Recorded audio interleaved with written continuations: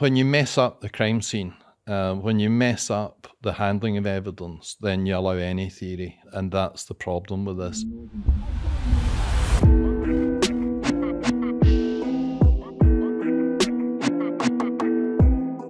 Forensic science, if we just take the two words separately, forensic simply means in a legal context, and then the science is any science which contributes to the legal process.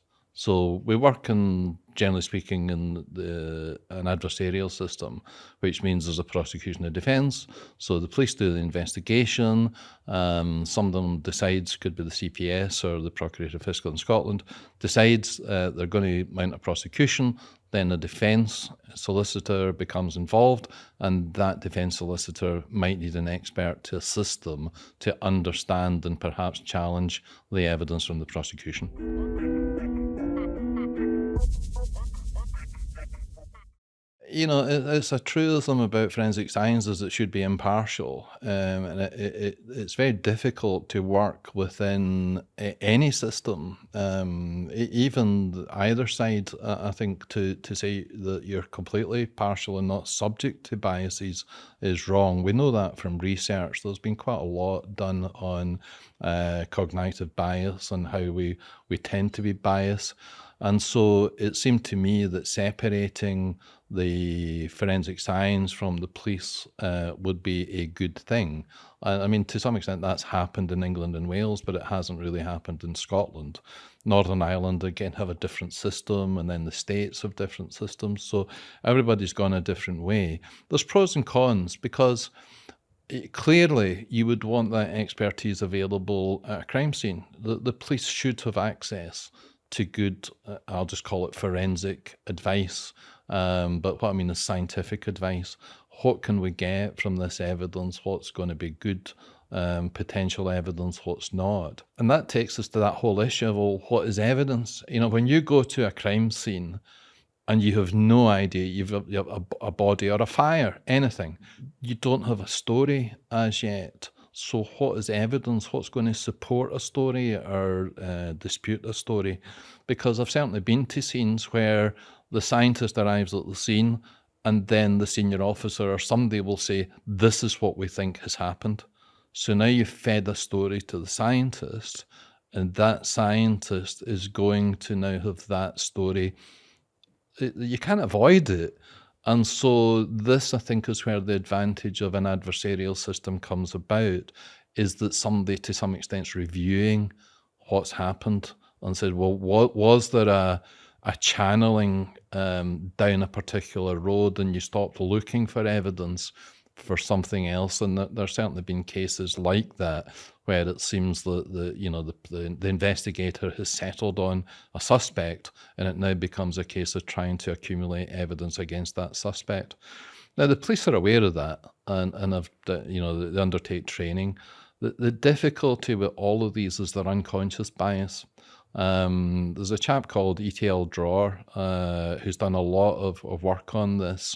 And as an example, one of the early things they did was take fingerprints cases where 5 fingerprint officers, different cases, had been told a particular story, and they all said these separate fingerprints, there's an ident. In other words, there's a positive identification of the individual for these fingerprints. The fingerprint officers, through ETL's research, are fed a different story about the source of the fingerprints. 4 of them changed their mind, and one to say that it's not an ident, and one was undecided. So much for the objectivity of science. But even DNA suffers from that. We know there are biases, and there's been attempts to try and eliminate those, and I've published papers with others as to how we can try and do that. But it's very, very difficult, because how much information should the scientist have? How's that information fed to them? By whom? At what point in the investigation? These are the things that make it interesting for me just now, are those issues of how do we eliminate bias? And I think why it's important to have somebody checking everybody.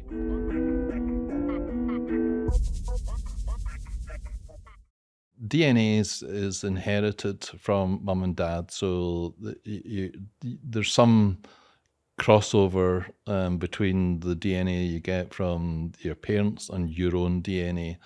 Equally, your siblings will have similarities to your DNA, but won't be identical. Your DNA might be unique. That's not really scientifically the issue. But remember, we're not looking at your entire DNA profile, if you want to put it that way. Imagine your DNA like a big library. Well, we're only looking at maybe 17 shelves in that library. You might have the same book as someone else. Many people, I presume, will have a J.K. Rowling book somewhere in the library. But equally, they might have Alice in Wonderland. And the more books you compare, the less likely it is that someone will have all of the same books as you. And so therefore, that's why we need to look at several areas of DNA, but we don't look at the entire library. So while you can argue your DNA is unique, then you cannot argue that the profiles that we're looking at will be unique. So we take blood, semen, saliva, anything, and we extract the DNA and we produce the DNA profile. And if that matches you, we can calculate how rare that profile is to give some idea of what's called the weight of evidence. So that's the simple part set aside, but most of the work that I'm involved in now, and most forensic science now, I think, is on DNA mixtures and on things that you can't see. So as we sit here now, I'm looking around at stands, at cameras, at microphones, which multiple people have touched. And so if we swab any of those items, my expectation is that I will find the DNA from people who touched them. But here's the rub. Those people might have touched other things that other people have touched and transferred DNA onto these new objects that the original people have never touched. So the case I was doing last night, 4 people on a gun. So question, who touched the gun, if any of them? Because also you might touch something and not leave your DNA. If you've just washed your hands, for example, the probability of you transferring your DNA reduces dramatically. But then again, the perpetrator might have been wearing gloves. So there's another change. Particularly the nitrile gloves. So when we're working, you wear nitrile gloves. They stop transferring things from one thing to another. Although it turns out we can transfer DNA from nitrile gloves, something that sometimes the police forget, and they'll rake around somebody's flat looking for, under cushions and things. Then they find a drug bag and they lift it. Well, they could have transferred the DNA from around the house, So there's a whole lot of issues, and this issue of DNA transfer is probably the most topical one in DNA just now.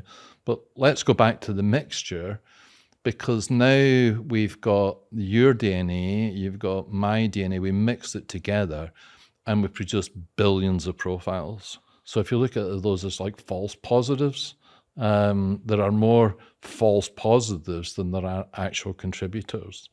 And so the issue is, how do we deal with that in terms of weight of evidence?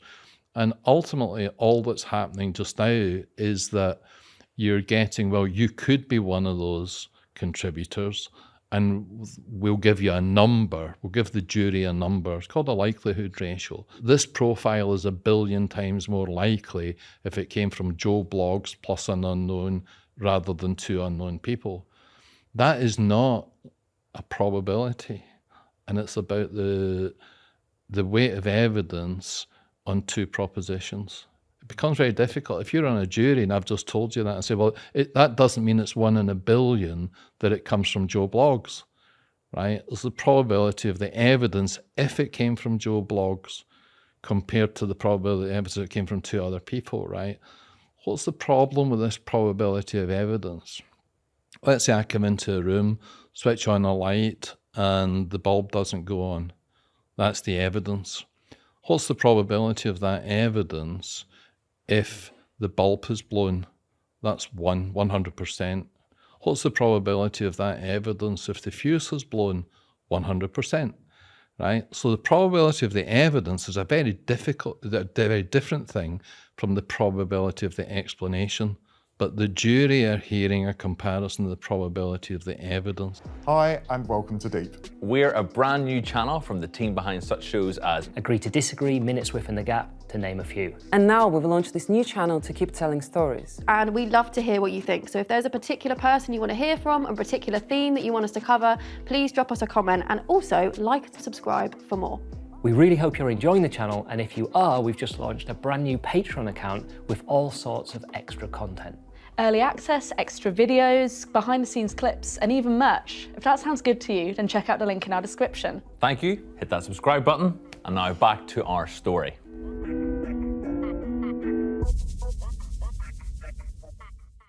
America's a big place. And so we've done it in Florida, Texas, California, and New York. Most of my work's been in New York. And they say, so I'm not saying this, but there's different boroughs in New York, and the people in New York will say, well, depending on what borough, will depend on your chance of being found guilty or not. There's only 2 cases, I think, in my entire career where I formed a view about the verdict, because generally speaking, I have no care what the verdict is, frankly. But in both of those cases are in Florida. One was a case of Pablo Ibar, actually Netflix, they were filming for that one as well. And this was a guy convicted of a triple homicide in the 80s, I think. As I said, crime, I don't know, but there is video of it, and it's quite hard. It was just black and white, sort of grainy video, but it's still hard because you see the flash from the weapons. And I don't think there was sufficient there. We did not think, 3 of us went to Miami for that one. And I don't think there was sufficient evidence there for that guy. And the other one in Florida was a guy called Greg Hill, I think, who's a coloured guy who was shot dead by the police. And the story is that he was in his garage, a neighbour makes a complaint about noise, the police turn up, they claim he produced a weapon, a gun, and raised it at them. So the garage door is closing, and they shot him 4 times, 1 in the head. So I got involved because there's supposed DNA on the gun, but it was his gun.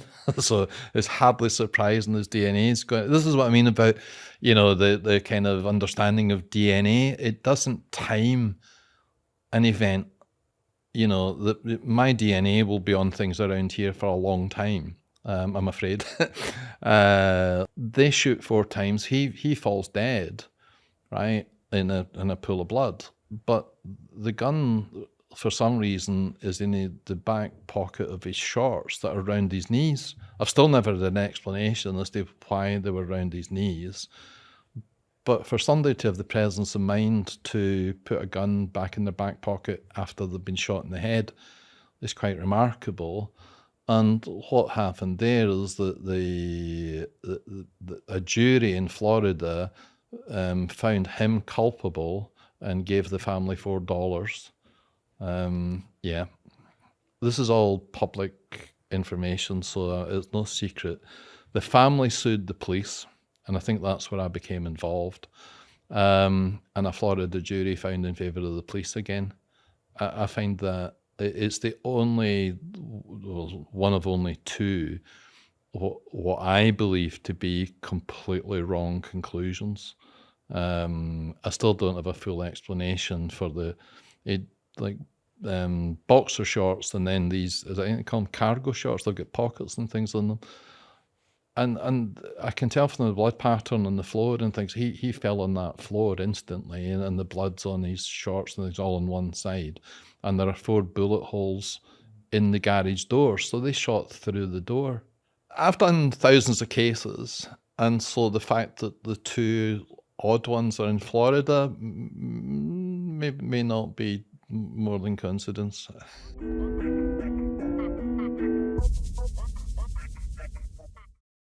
I got the call from a solicitor in Belfast, Kevin Winters and co. A chap called Aidan Carlin, in fact, who was an assistant then, has now got his own solicitor's firm. You can pay me later, Aidan. And he said, I wonder if you could have a look at this case we've got. He never said what it was. And so I thought it'd take a couple of days to have a look at these DNA profiles. But then it became obvious that this was a new technique called low copy number that the Forensic Science Service, who were extant at that time, had introduced. And I'd never heard of it, but I started to look at it, and the more that I looked at it, I should explain, LCN's low copy number, so that means extremely low amounts of DNA. How do we know they're extremely low amounts of DNA? Because when you put the sample through the system twice, you get different results each time. I've talked about these DNA components, so you would see these components on one analysis, but not in the next analysis. So basically, ran it 3 times, you get 3 different results. And what they're trying to do is a composite, put it together. It's called a stochastic effect. So as you reduce the amount of something in a solvent, for example, we'll use soup as an example. So you've got, peas and lentils or something in soup, right? And you've got a thick soup. You put your spoon in, you will get peas and lentils. But as you dilute that soup more and more, you'll get to a point where you might get a pea, you might get a lentil, you might get both, you might get none. That's the level we're at with low copy number DNA. So to me, it meant, well, the first question is, well, how many samples do you need to take before you know you've got everything? And it also becomes much more prone to contamination because you're looking at molecules. And the more I looked at this, the more concerned I became. So we asked for more and more information about the validation. How do we know this works? And frankly, the more questions that I asked, the more curious, I'll put it that way, concerned would be a better word actually, I became about this being used as evidence. And so that's how it started. And ultimately, I think I had a team of about 6 or 7 people working on that for months, because there was so much information coming out that we had to analyse, and the whole evidence handling system was problematic, which I think has made Northern Ireland Lab one of the best now. I think they learned a lot of lessons in that trial. And I had a lot of sympathy for it. I remember at that time there was the Troubles. There were serious issues about even whether the scientists could access areas. There were, let's say, other involvements at scenes that might have got there before the scientists would get there. And so I attach no blame to that. It was a circumstance that it shouldn't have been, but it was, but that was the reality of it.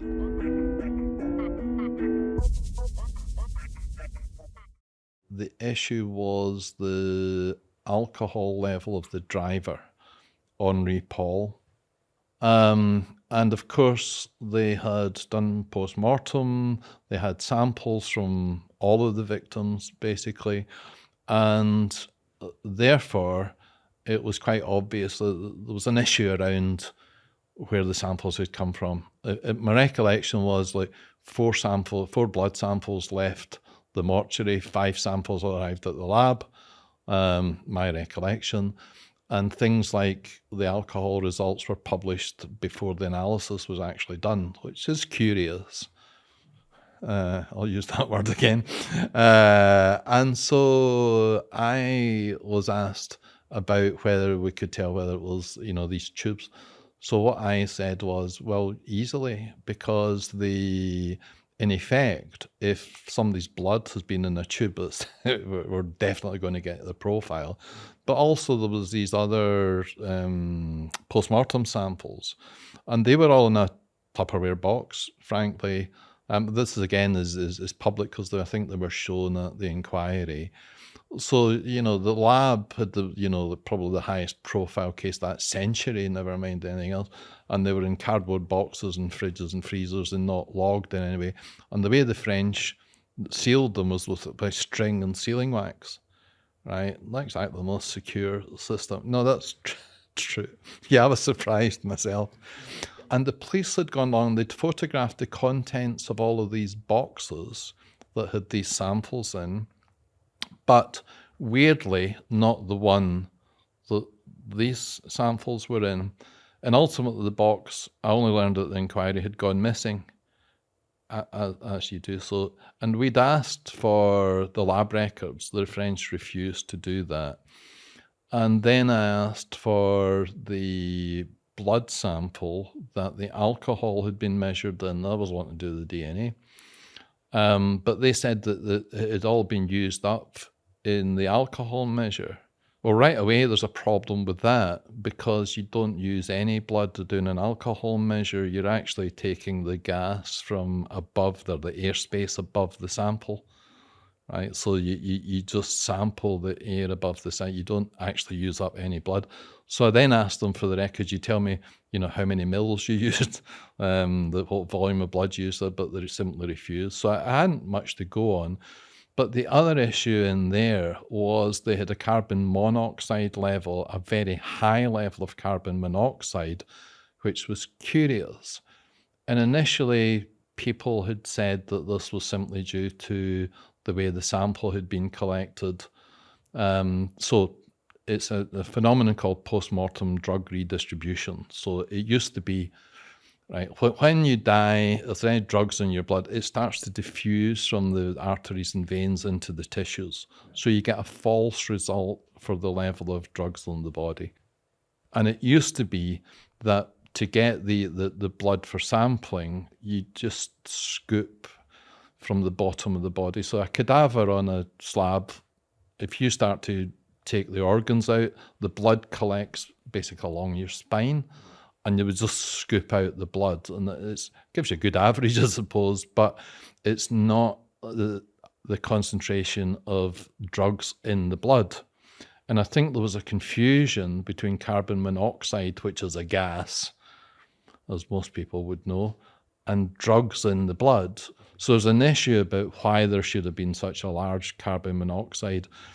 And of course, if this sample had a high carbon monoxide and the other samples did not, then that raises another question. But the easiest way would be to take the tube, take some of the blood. Even if you emptied the blood from the tube, there'd be enough DNA there for easily enough material for us to get a profile. Then compare it to some of the other post-mortem samples, which were undoubtedly from Henri Paul. Well, that opportunity was never provided. When you mess up the crime scene, when you mess up the handling of evidence, then you allow any theory. And that's the problem with this. And it doesn't just apply to that particular one. I mean, that was one of the issues in OMA, was that the evidence was all in open bags and things like that. So there's another case in Dundee, I think, where the police had thought they were being helpful and opened all the bags in a murder case in the gym, and thereby allowing the potential for transfer of DNA. Now, that wasn't the police's fault. They didn't know. Forgive them, Lord, they knew not what they do. And so I think this is why education and keeping everyone involved up to date on what the science can deliver is important, which is why we're trying to do things like this. I hope the police are listening as well.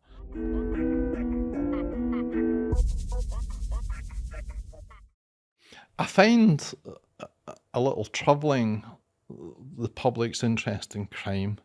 Karen, my now wife, she loves this law and order and special victims unit and things like that. We cannot be in the same room when that's going on. I think it's quite unhealthy, the interest in crime, and it seems to me the more gruesome the crime, the more interest there is. My daily work is murders and rapes, and I'm probably dealing with 15 to 20 murders at a time. They might be murders that I might find it's a murder later on. The charges that are relevant to me, I think the charge is put in one of our case records, but it's not something that I would look at to see what would happen. I think one of the ones in New York just now, and I only discovered this by accident last week. It was actually the person was cut up allegedly in a bath, because I was being asked about the lack of findings. And why are they interested in the lack of findings? It's because the allegation is this person was cut up in the bathroom, and now what's the probability that there was no DNA found? Well, that's a how long's a bit of string kind of question, really. But I mean, that's interesting because, well, how would you? And then there's bleach. How did they search for DNA? Because if someone used bleach, for example, to clean up, then one of the tests for DNA it would detect bleach, and so the whole place would light up, kind of thing. Sometimes the records aren't very good. The case I was working on last night, a bag was recovered from the hall, but the weapons were in the bag. But 2 sentences later, it says the weapons were recovered from a bedroom. And I still don't, the lawyers trying to find out about that just now, but there's an inconsistency in the evidence. And if I have to consider the DNA transfer, for example, let's say it was the guy's bag that somebody else was using, that would explain his DNA on the weapons. It could have been is it his bedroom?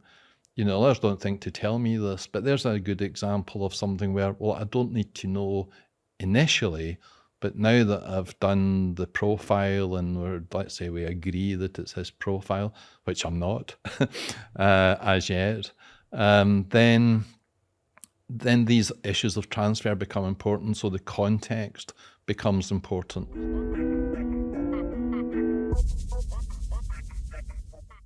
The further you go back, the more chance there's been problems with the collection and the processing of the evidence. And I think the first thing to say, I mean, people say, well, first of all, you get solves, right, from these. And I think you've really got to question the whole evidence handling thing. And again, the issue of, well, does the presence of DNA, you know, you get semen in the vagina, for example, it's hard to say, oh, well, she must have fell, right?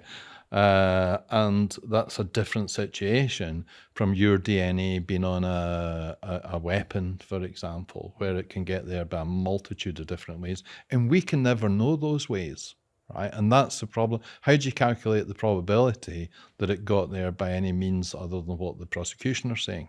Because that's basically anything that's not the prosecution story. But then we've got these exonerations through DNA as well. And I think just because you find someone else's DNA at a scene does not mean that the person who's been convicted is actually innocent. And there's a misunderstanding around that as well. Cases are very rarely settled just on whether someone's DNA is there or not, or at least shouldn't be. I understand where if you find someone else's DNA, then there's an issue. Now, for example, the recent case, Andrew Malkinson, right? Well, I was involved in that case in 2010, 11, and said that this was someone else's DNA that wasn't his. And the lawyers were advised of that at the time. I don't ever remember giving evidence or giving a statement. Then I was asked again about the case in 2017, and we did some more work and said the same again, and you need to test this.